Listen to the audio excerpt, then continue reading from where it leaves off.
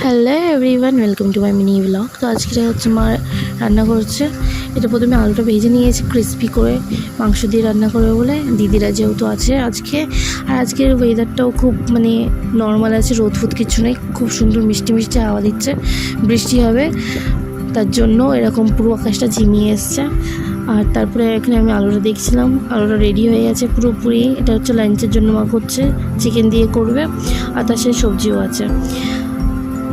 তো আমি ভিডিও করছিলাম, আর এই ভাতটা বেঁচে গেছিলো কালকের, একটু ফ্রাই করে নেবে, একটু ফ্রাই টাইপের, তারপরে এটাও ভাজা করবে। তো এই হচ্ছে রেসিপি আজকের। আর দিদি ওরা আছে, আহানা দিদি ওরা সবাই আছে, তার জন্য এরকম করে মা একটু রান্না করবো আলাদাভাবে।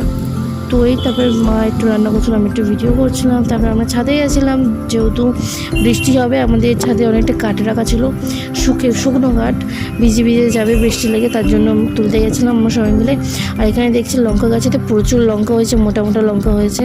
তো লঙ্কাগুলো নিয়ে যাব বাড়িতে, কেটে, কারণ অনেকটা ভরে গেছিলো।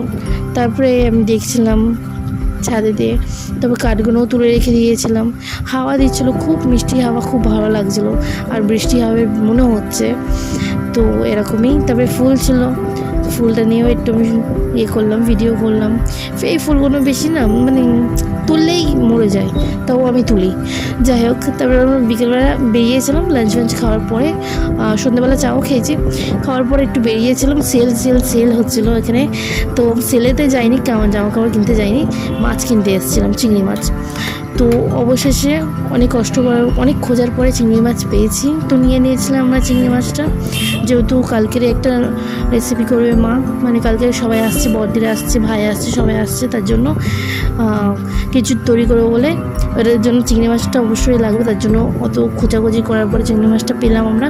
তারপর চিংড়ি মাছ কেনার পরে আমরা এখান থেকে সবজি কিনলাম কিছু ভাজা ভাজার জন্য, কালকেরই যা তৈরি করবে তার জন্য, কালকের জন্য ভাজা ভাজার জন্য সবজি কিনলাম, কিনে নিয়ে মাছ কিনলাম, সবজি কিনলাম, সব কিছু কিনে নিয়ে আমরা এখান থেকে বেরিয়ে গেছিলাম বাড়ির জন্য। তো ব্যাস, তারপরে আমরা এখানে নেমেছিলাম সোনারপুরেতে মোমো কেনার জন্য। মোমো কিনলাম সবার জন্য, বাড়ির জন্য মোমো কিনলাম, যেহেতু আমি, কাজল আর হচ্ছে দিদি, আহানা সবাই আছে, তার জন্য মোমো কিনলাম। তারপরে এখান থেকে দিদির মাথাটা খুব ব্যথা করছিলো বলে কোল্ড ড্রিঙ্কস নিয়েছি, কারণ ও গেছিলো, আমি, মা, দিদি গেছিলাম বাজারে, আর ওরা সবাই ঘরে ছিল। তো এখান থেকে কোল্ড ড্রিঙ্কস কিনলাম, কিনে নিয়ে তারপরে বেরিয়ে গেছিলাম ঘরের জন্য। ব্যাস এইটুকুনি মিনি ব্লগ। দেখা হচ্ছে পরে কালকে নেক্সট ব্লগে। টাটা।